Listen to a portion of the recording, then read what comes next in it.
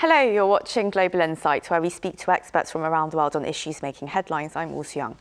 Now, President Yoon Suk-yeol called on his Chinese counterpart Xi Jinping to play a more active role in curbing North Korea's nuclear threat, following weeks of growing hostility and missile launches by the North. And Yoon's meeting on Tuesday with Xi came on the sidelines of the Group of 20 summit in Indonesia, marking the first meeting between the two countries' heads of state since 2019. And of course, since then, Seoul's seen a change of government that has been strongly endorsing freedom, peace and prosperity based on universal values and norms, as the president said, amid growing geopolitical tension in the region. And today we discuss Seoul and Beijing's relations going forward and what the regional dynamics really mean for South Korea.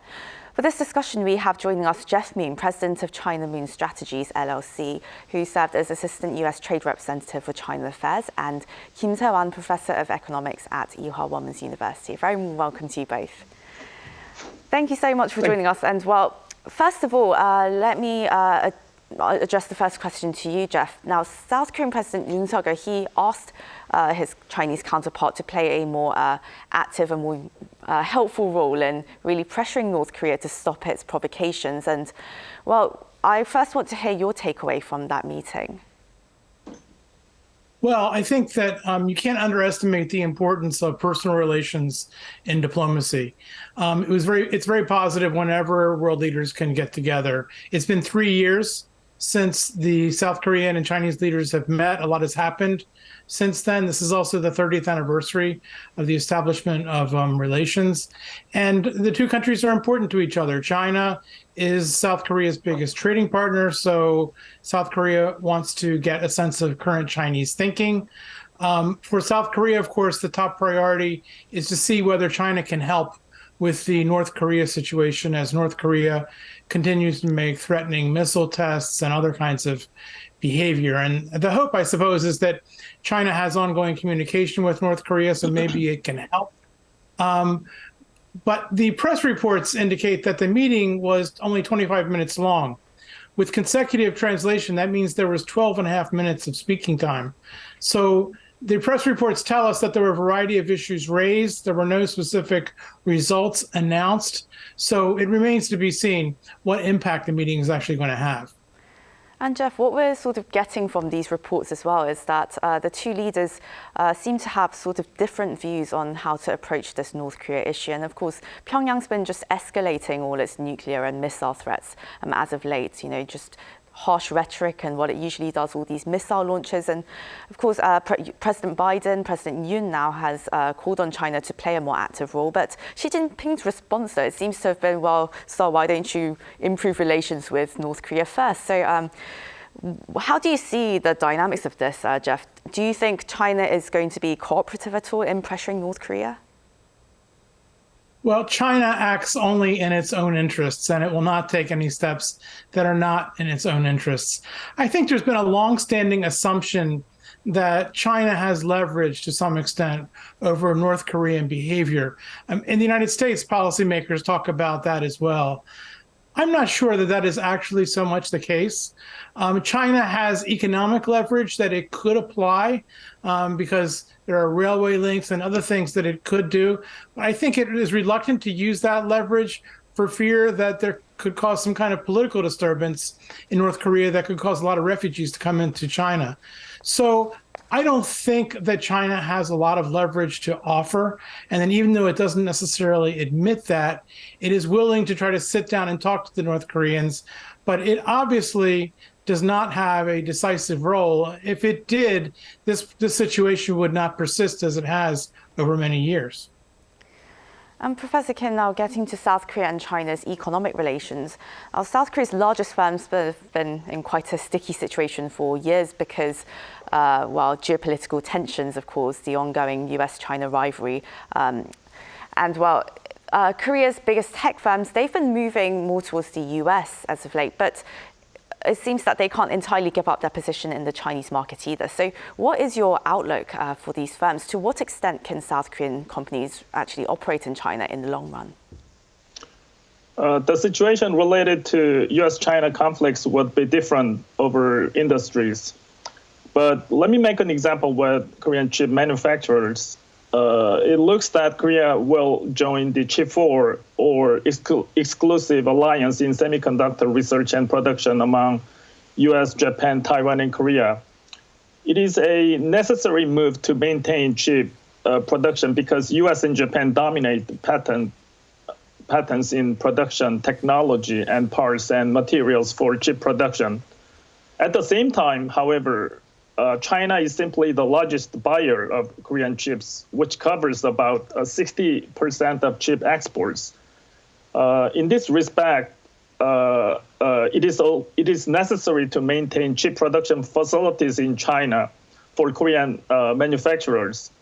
But U.S. government still can control Korean manufacturers' chip production in Chinese territory in the future through the foreign direct product rule to prohibit the sale of products to China that use certain U.S. technologies. So Korea will try to remain good relationship with both of U.S. and China as far as possible. And Jeff, you mentioned earlier that China is South Korea's largest trading partner, and of course that's put Seoul in quite a precarious position over the years. And well, lately though, South Korea's values and foreign policy objectives, they've largely aligned with Washington's, and Seoul is of course trying to take part in most of the Washington-led initiatives. And do you think this is something that China will just simply have to accept, or do you think Xi is going to continue to pressure Seoul as he did during the Park Geun-hye and Moon Jae-in years, or do you think Seoul's position might have strengthened since then? South Korea's friendship with the United States is longstanding. It's based on shared values. It's mutually beneficial, and it's going to continue whatever China thinks or China does. China is a leading trading partner, but that's about it. China hasn't shown much respect, really, for South Korea's democratic system. It doesn't operate according to market economy principles. And frankly, it is often sought to dominate and coerce South Korea. So South Korea needs to be careful and mindful that China's strategy toward the rest of the world is to divide and conquer. And that's what China is trying to do between the United States and South Korea. One important point I would add in the context of semiconductors, which is very important both geostrategically and economically, is that the reason that this is a big issue is that China has specifically decided to adopt what's called a military-civilian fusion policy, where it is specifically taking civilian technologies like semiconductors and applying them for military purposes.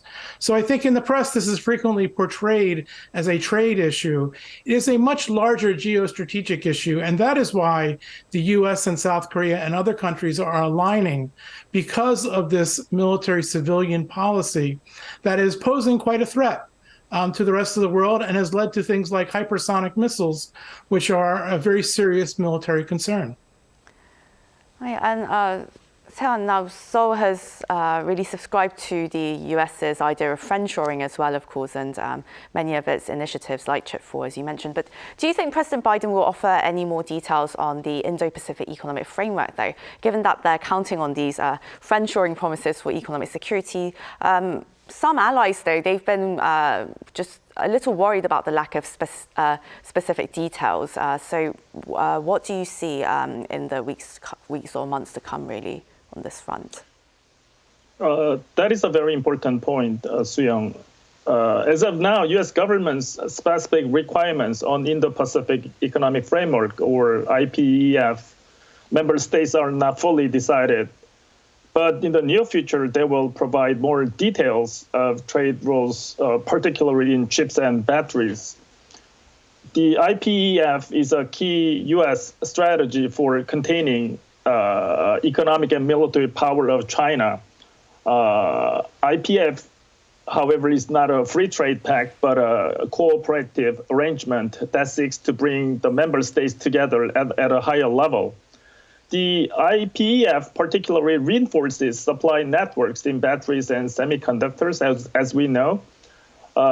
And then Korea continues to balance interests between the demands of the liberal world led by U.S. and China's suspicion of forming exclusive production bloc. Korea is under especially delicate position now as it looks trade deficit with China and seeks a return to a trade surplus with China, while U.S. demands more direct investment to U.S., like constructing more plants in the United States territory. Right, and Seiwan, well, actually, we recently heard former UK, actually Lord Peter Mandelson of the UK, he actually was talking about how when he was in charge of economic affairs, it was hard to, he suggested it's equally as hard to get a trade deal with the US and China. They both drive very hard deals, it seems. And for South Korea, though, because we're such an export-dependent country, we always talk about trade diversification, but how should we really put it into action? We can say that Korea is caught in the two superpower squeeze between U.S. and China as of now.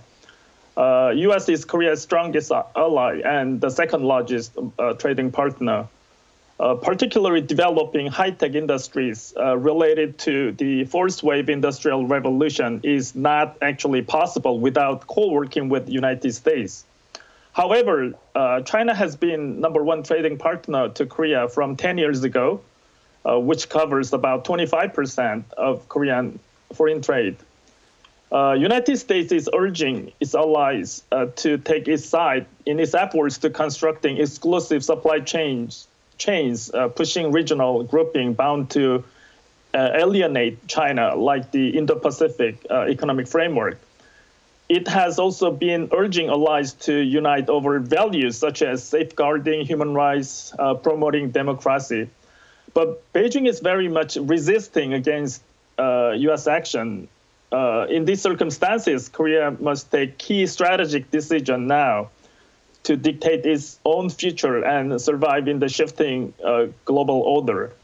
One way to do it would be diversifying trade with other many countries. One promising, I think, region for this diversification of trade is ASEAN region, which covers more than 650 million people. And Jeff, well, how do you see this? How will Seoul have to really balance its relations with Beijing, as Seoul has largely stood on the side of the US and its values, its just security cooperation going forward, it's very much ironclad when it comes to that relationship between Seoul and Washington. Then amid this, rising anxiety and some, just in the past we saw some hostility coming from Beijing. And how do you think Seoul will really have to manage its relations with Beijing? Well, I agree with much of what the professor said. I mean, the task is to balance the interests of dealing with your leading security partner with the leading trading partner. But meanwhile, South Korea is generally aligned with countries that share its values and have democratic institutions and market-based economies. That's where the long-term interests of South Korea are. In that context, South Korea needs to maintain a strong trading relationship with China, but it has to do so without allowing itself to become vulnerable to Chinese coercion.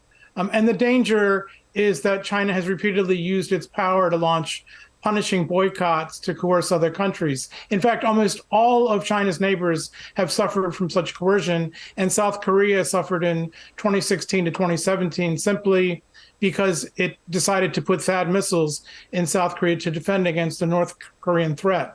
So this is a very difficult dilemma to work itself through.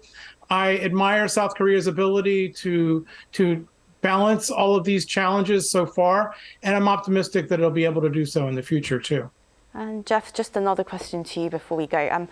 We've been hearing a lot about the Inflation Reduction Act in this part of the world, and I'm sure it's the same in Europe as well. But how do you see the prospects for talks on this going forward with Washington? I mean, Korean companies, EU firms have been quite shocked by the passing of the Inflation Reduction Act. No, I think this is a really unfortunate and probably unintended consequence of legislation in the United States. And we're talking about subsidies that would be provided under U.S. legislation for these EV products that are manufactured in the U.S. I know that the U.S. Trade Representative has engaged with Europe also. There's concern in Europe as well about this and is talking to South Korean counterparts too. And I'm hoping they can reach some kind of resolution. This is a particularly difficult problem to resolve, however, in the U.S. system, because my understanding is that the benefits are in U.S. legislation, and it would require legislation in order to change those provisions, which in the current political context in Washington is difficult to do because it's difficult to get legislation passed, as any observer of American politics would know. So I think that the policy should be changed. I think it will be changed. I think it probably will take a little bit of time, though. I see. Well, this is where we'll have to wrap up, I'm afraid, due to time. But that was Jeff Moon, President of China Moon Strategies, LLC, and Kim Seiwan, Professor of Economics at Ewha Women's University. Thank you both so much for your time today. Thank you for having me today. Thank you also to our viewers for tuning in. Global Insight will be back on Friday, South Korea time. Do tune in then. Have a great day wherever you are. Goodbye.